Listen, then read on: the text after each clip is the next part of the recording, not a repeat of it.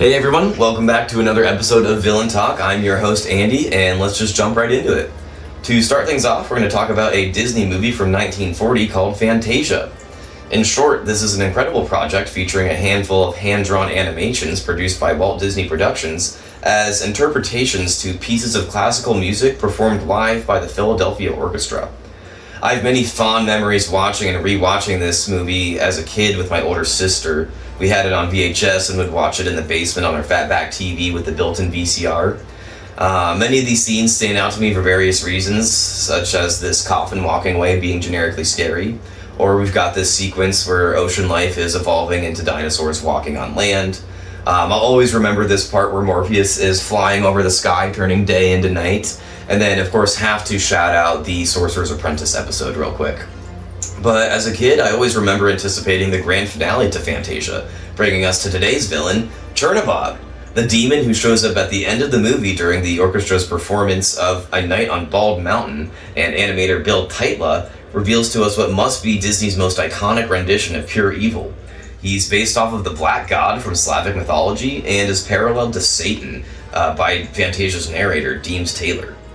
So, who is this guy? Like I said, he's a demon and he wakes up on Walpurgis Night, which is similar to Halloween, and he does so on Bald Mountain, which traditionally is a gathering spot for Satan and his worshippers. So he's up there just practicing general tyranny, exhibiting purely evil behaviors such as dragging ghosts out of their grave, summoning his minions out of the ground so they can dance around. He'll just throw them back into the pits of fire, only to revive them so they can dance to the beat of evil together all over again. This beginning scene where he's reaching over the village with the shadows of his arms and hands is pretty awesome. Does it remind you of anybody? Also, this music is just so incredible.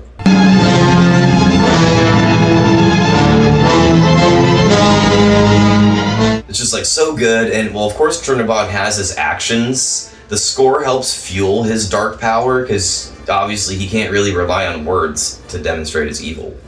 I'm also just fascinated by his hiding spot on top of the mountain there, how he'll use his wings to disguise himself as the spire. I don't know, I've just always been thrilled when they utilize the animation to allow the characters to creatively hide in plain sight, if you will. Some other examples from my childhood I remember are from Ed, Edd n Eddy, this scene where they're sneaking past Sarah by squeezing into the shape of the banister. Also, of course, the episode where they play hide and seek, we've got Eddie who's just in this painting somehow. Double D is swimming alongside the fish, camouflaged in the fish tank, and then we've got Ed who's just inside the TV show, which is probably my favorite. And then, of course, shout out to their original hiding spot in that episode, which was a fake bush filled with snacks, which would just be awesome if you were a kid. One more quick one, this random scene from Lord of the Rings where Sam and Frodo are underneath this elvish cloak and disguised as a rock and they go undetected. Pretty cool. Anyway, back to the main villain at hand. It wouldn't be till almost 50 years after Fantasia was released until Chernabog had another appearance during this outro clip from the Michael and Mickey segment in 1989, where Mickey pisses him off in the movie theater, but then Michael Eisner gets him to sit back down. A few years later, in 1993, the show Bonkers would have Chernabog show up as mugshots on this police computer, implying that he's still an active villain in the universe. A few years later, in 1997, we briefly catch him during the intro of this show called Vault Disney that played at nighttime. In 2002, we finally get some awesome iterations of Chernabog, where he's a regular during this show called Mickey's House of Mouse. In one episode, he actually performs the OG scene on stage for Hades, before later becoming one of the main villains in the movie House of Villains, where he steals the house from Mickey. He is also a boss in the video game Kingdom of Hearts around this time as well. If we jump forward about a decade, in 2015, we get a live-action version of Chernabog in this one episode of Once Upon a Time. I don't know, I never really watched that show. A couple years later, in 2017, in the show called Mickey Mouse, we see Chernabog because he is summoned to help play football on Pete's team against Donald, Goofy, and Mickey. We also briefly see him during the intro on a Halloween special for this same show. In 2023, we have this awesome appearance in a short called Once Upon a Studio, where the Dalmatians are spooked by him as he Samaras out of the TV. And then most recently, in 2025, we see Chernabog as the main villain in LEGO Disney Princess Villains Unite. Chernabog. Chernabog! So to whom do we owe credit for giving us this awesome Disney villain? Well, his name was Bill Tytla, and he was born in 1904 in Yonkers, New York, to Ukrainian immigrant parents who recognized and encouraged his passion at a young age. Bill Tytla attended the New York Evening School of Industrial Design alongside high school, eventually dropping out of high school and by age 16 landing a job with Paramount's animation studio. He would be responsible for putting the text on the title cards, gaining him the nickname Tytla the Titler. This guy was one of Disney's best, most irreplaceable animators during the golden age of American animation, most known for his iconic ability to add human emotion into his animated characters. Some notable examples being Stromboli from Pinocchio, Snow White and the Seven Dwarfs. He also did Yensid from Fantasia, and of course Dumbo. And then, in the episode of Bonkers where Chernabog was on the mugshot on the computer, Dumbo is a character in that episode, so I wonder if that was on purpose or not.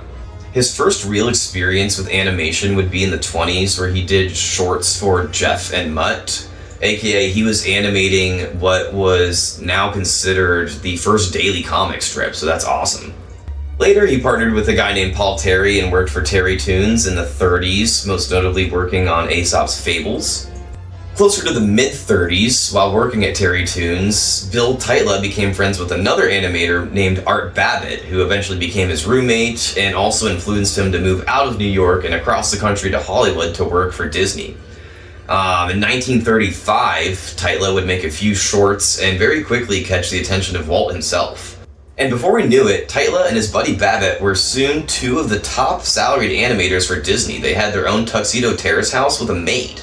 Now, Tytla did make sure to still take care of his family back east by sending them money, and he bought them 150 acres of farmland in Connecticut. After Snow White, Babbitt and Tytla would lead over 300 Disney studio employees in a strike over union representation and low wages. It was a pretty divisive strike that lasted a couple months, and while Tytla did return to the studio, the vibes were kind of off. He didn't necessarily feel as welcome anymore, despite having voiced that he joined the strike, not for anything personal against Walt, but just because he was sympathetic towards the union views. He eventually left in 1943, a decision he regretted forever.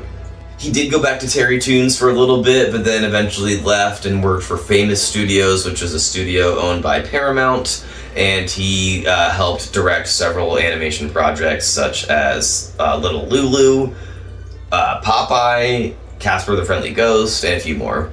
From 1950 to the mid-1960s, he spent most of his time being an animation director for various projects, his very last one being The Incredible Mr. Limpet, before suffering from several strokes in 1964. Bill Tytla died on his Connecticut farm in 1968 at the age of 64, and then in 1998 he was inducted as a Disney legend. Alright everybody, thank you so much for watching. I had a lot of fun making this one. I'm definitely going to be making more of these, making more foods. Maybe I'll make even more videos. Who the hell knows? Then there's the kind that, while it has no specific plot, does paint a series of more or less definite pictures.